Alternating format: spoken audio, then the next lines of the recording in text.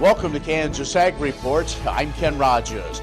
On this week's program, we talk with the Kansas State Director of the Farm Service Agency, David Schemm. We talk market facilitation payments and the upcoming sign-up for the new Farm Bill. We also have features from Kansas Corn, Kansas Wheat, Kansas Farm Bureau, and our weekly update from the Kansas Livestock Association and Paragon Ag Advisors. Kansas Ag Report brought to you in part by the Kansas Soybean Commission, the Soybean Checkoff, progress powered by Kansas farmers. Kansas Farm Bureau, a grassroots ag organization representing the state's farm and ranch families since 1919, kfb.org. And the Kansas Wheat Commission, lending in the adoption of profitable innovations from wheat. Online at kswheat.com.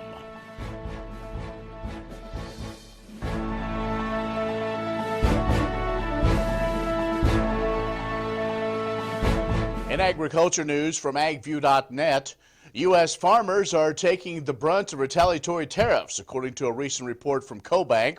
That report confirms what the industry has been pointing out over the course of the trade war, that China is targeting U.S. farm products in retaliation.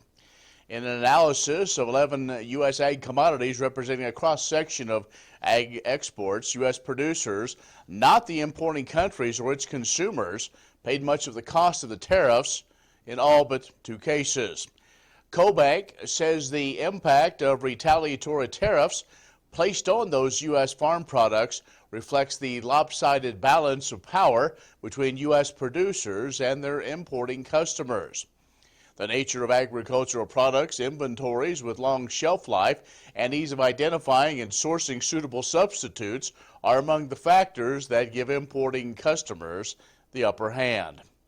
The report says that the prospect of declining bargaining power, U.S. producers of most ag commodities are going to face pressure to absorb more of the costs of retaliatory tariffs in the future.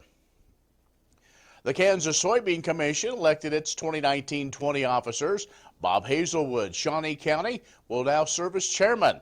He returns to that position he held in 2009 to 2012. Ron Oldie of Washington County, vice chair. Gary Robbins of Pottawatomie County, elected secretary, and Raylan Phelan of Osage County, the treasurer. Other commissioners, Kurt Marth of Logan County, he just completed 3 years as chairman. Also, Kent Romine of Barton County, Dennis Gruenbacher of Sedgwick County, Mike Beller of Elk County, and Lance Rezak, Pottawatomie County. And Ag Secretary Sonny Perdue has appointed a couple of Kansans to the United Sorghum Checkoff Program Board of Directors, Jeff Zortman from Fowler and Kendall Hodgson from Little River. These guys will serve 3-year terms. And a salute to our good friend and longtime farm broadcaster, Kelly Lenz, who recently retired after 41 years on radio and television in Topeka and around the state. It was a pleasure to work with him and learn from him for a couple of years, nearly 20 years ago. We wish Kelly and his wife, Mary, all the best. We'll have more coming up. Kansas Ag Report brought to you in part by the Kansas Livestock Association, supporting members' business interests and meeting consumer demands. KLA.org. Oldie Seed Farms, carrying soil-specific seed. Find them on the web at oldieseed.com. That's OHLDE seed.com. And Kansas Corn, building the future at kansascorn.com. Many seed companies claim to offer the latest genetics, but how many have tested those genetics in soils just like yours? The Oldie Seed Know to Grow research program has fully tested the latest seed genetics in soils that are right in your neighborhood. The Oldie Seed Know to Grow program can recommend the best performing hybrids from technologies like Enlist, Extend, and Liberty Link that will optimize the yield and profit of every acre on your farm. Contact Oldie Seed today. Imagine turning soybean oil, used cooking oils, and waste animal fats into fuel so amazing it drives U.S. jobs and our economy forward.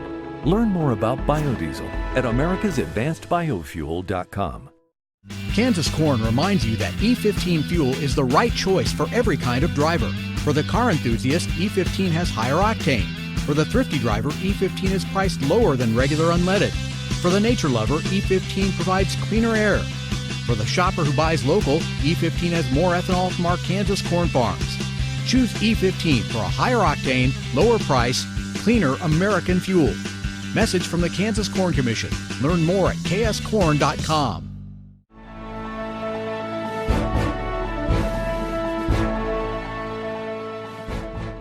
And joining us now is David Schemm, who is the State Director of the Farm Service Agency. David, always good to catch up with you. In fact, we're outside of Wichita with a group of farmers, and so what better to kind of give us an update on two very important things. In this segment, we're going to focus on the market facilitation payments and that program, kind of round two. I won't say got off to a rocky start, but, you know, sign up. Everybody wanted to get taken care of, so I guess those updates have now been made, and so people have now some time to get into your local office, and it's different than the last one. Yeah, and like you said, it's been challenging. One of the challenges we think we have dealt with it is, like you said, it's kind of round two. But even though it is the market facilitation program round two, it is from our standpoint, a lot of ways a totally different program, with the first one being based upon production, this one being based upon planted acres. So there has definitely been a learning curve for all of us, getting the software out there, getting those updates needed into the software to be able to address the various situations that producers are facing out there. You know, from just kind of an overview, Ken, it's pretty straightforward. You know, if a producer comes in and, you know, he reports his planted acres there, he's reported his planted acres already on his 578s there, you know, and the software comes in there and looks at those reported acres, and when those 19 planted acres, you know, are less than 2018 planted acres, then it's a pretty smooth process. He signs up, he knows the acres, and we pay them based upon those acres there. You know, in the situation where it gets a little bit more interesting is that when or if his 19 acres exceed his 18 acres, then we have to go back in and look at 18 to see if there are some additional acres there that will allow him to get paid upon all of his 19 planted acres. Yeah, that seems to be a couple of the confusing points. Can't be any more than 18. There's also been some commodity specific. There's been some questions. I think those are worked out. Hay and sorghum probably were a couple that there was maybe some confusion, but I think those have been worked out, correct? Yep, we've had several updates coming along here on the 19th, and then here on the 29th here we've had these updates coming into the software that allows the offices to better work with those things there.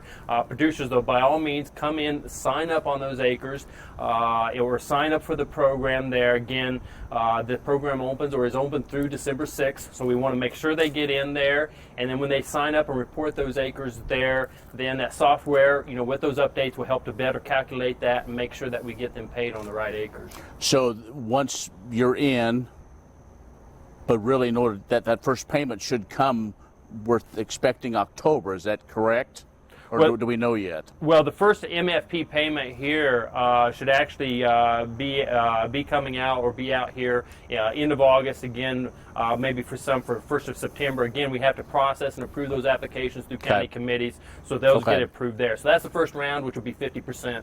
Right. So again, December 6th is to get it in, and don't worry about scale tickets. This is on production. This is just on planting. The planted acres, make sure you report them by December 6th. Okay.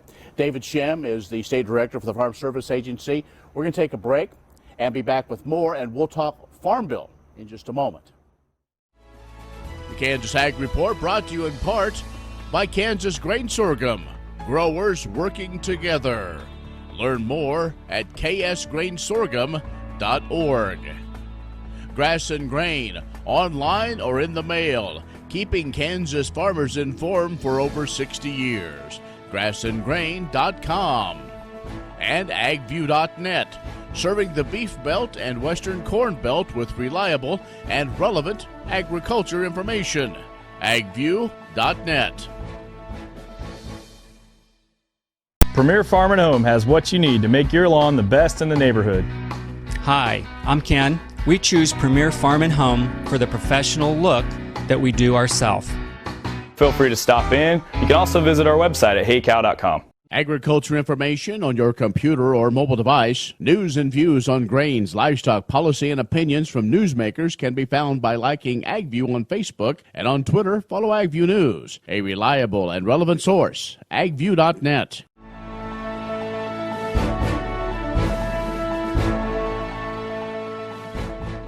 And our special guest this week is David Schemm, who is the state director of the Farm Service Agency.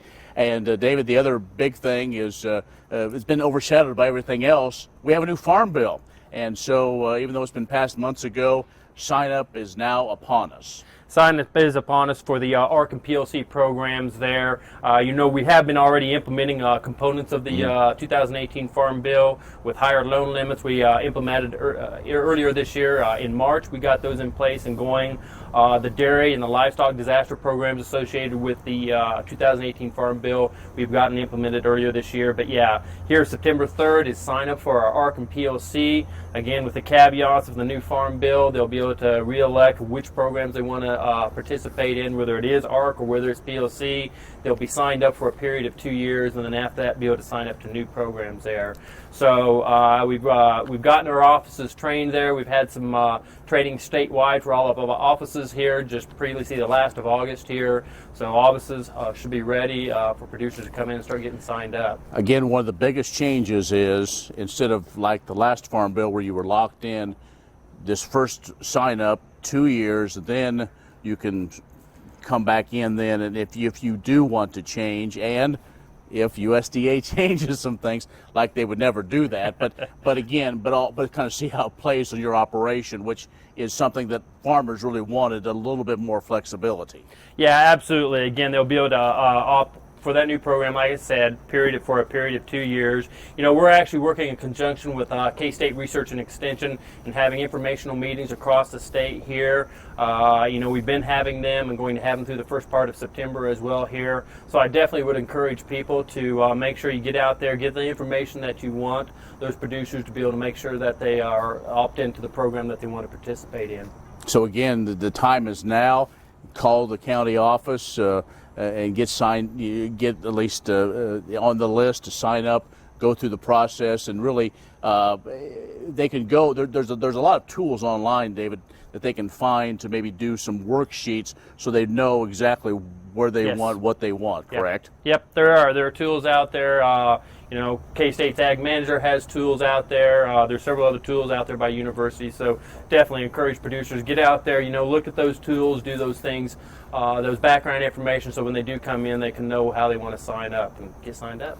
All right, so you have, those are probably the two biggest things, also dairy, that dairy sign up, and that's a new program as well. Most of our folks here in Kansas we're very aware of that and keep moving forward. And that's a big part of our economy of the state. Sometimes we don't talk about it. We talk about a lot of other things, but very important. A lot of things going on. Exactly right, Ken. We've got the dairy margin coverage sign up going on as well as the MFP, now ARC PLC. We've also had continuous CRP sign up going on, closing out. We're expecting here in early December to open up a general CRP sign up program, and then also a disaster program, WIP Plus or WIP 2 that we'll be working with. Wow. All right. Well, David, again, appreciate the update for everything, and we'll, I'm sure, talk to you as we learn more, so thanks. Absolutely. Thanks, Ken. David Schemm, the Executive Director of the Farm Service Agency here in the state of Kansas, has joined us. Stay with us. More coming up. The Kansas Wheat Innovation Center in Manhattan is rediscovering ways to get improved varieties and new genetics in the hands of farmers faster. Grower-led and checkoff-funded research initiatives are bringing about positive change. This grassroots leadership provides a strong voice in Topeka and Washington, D.C. Now is the time to partner with Kansas Wheat in moving wheat forward. Kansas Wheat Commission and Kansas Association of Wheat Growers. Farmers investing in their future and yours. Log on to rediscoverwheat.org. Agriculture information on your computer or mobile device. News and views on grains, livestock, policy, and opinions from newsmakers can be found by liking AgView on Facebook, and on Twitter, follow AgView News, a reliable and relevant source. agview.net.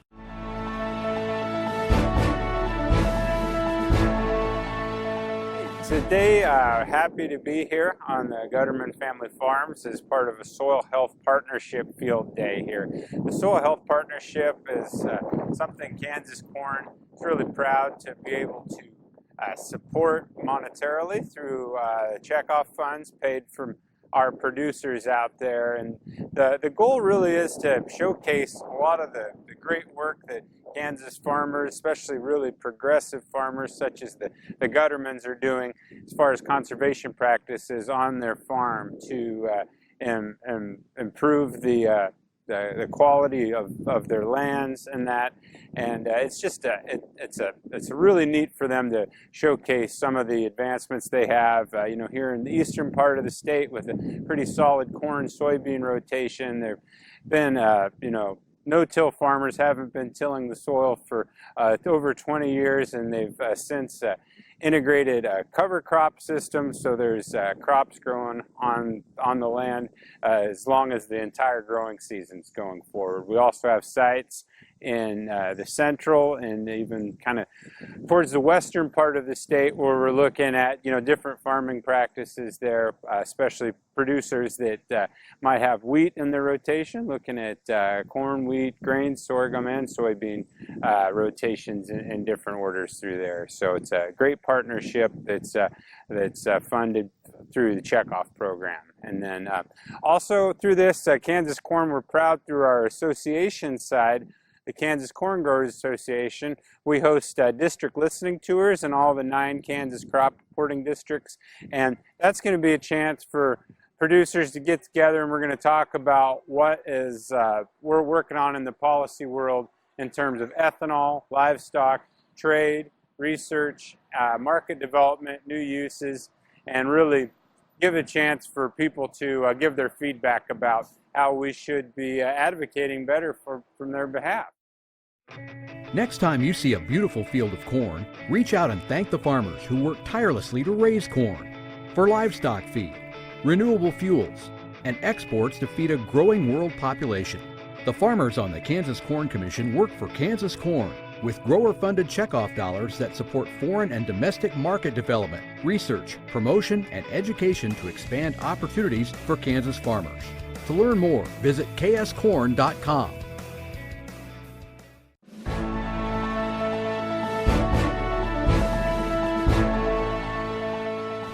Kansas Wheat will once again host a special tribute to the wheat industry in the Pride of Kansas building during the entirety of the Kansas State Fair. This year we will be celebrating the National Festival of Breads, which is sponsored by the Kansas Wheat Commission, King Arthur Flour, and Red Star Yeast. The Kansas Wheat booth will celebrate the success of the June 2019 event, which included a Kansas farm tour for the 8 contest finalists from all over the nation, baking workshops and demonstrations, bread sculpture displays, and much more.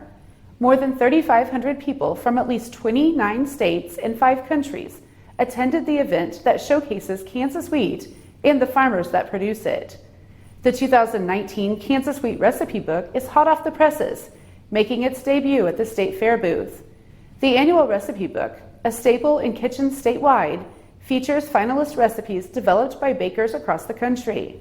The recipes have been thoroughly tested and perfected and include the 2019 National Festival of Breads champions, Mary Graham's Blackberry Ginger Speculoos Danish Wreath and Rochelle Hubsmith's Chai Ube Rosette Rolls. Other exhibits around the fair include the Wheat Market Show, 4-H Wheat Variety Plot Display Awards, Kansas Wheat Photography Contest, and the Kansas Wheat Bread Sculpture Contest. Kansas Wheat representatives will man the AgriLand exhibit on Saturday, September 14th. Fairgoers will have the chance to ride in a virtual combine, sift grain between their fingers, milk Blossom, the mechanical dairy cow, learn about livestock feed rations, and walk through the soil tunnel trailer for an under-the-scenes look at Kansas soils. To learn more about the Kansas State Fair, which runs September 6th through the 15th, head to kansasstatefair.com.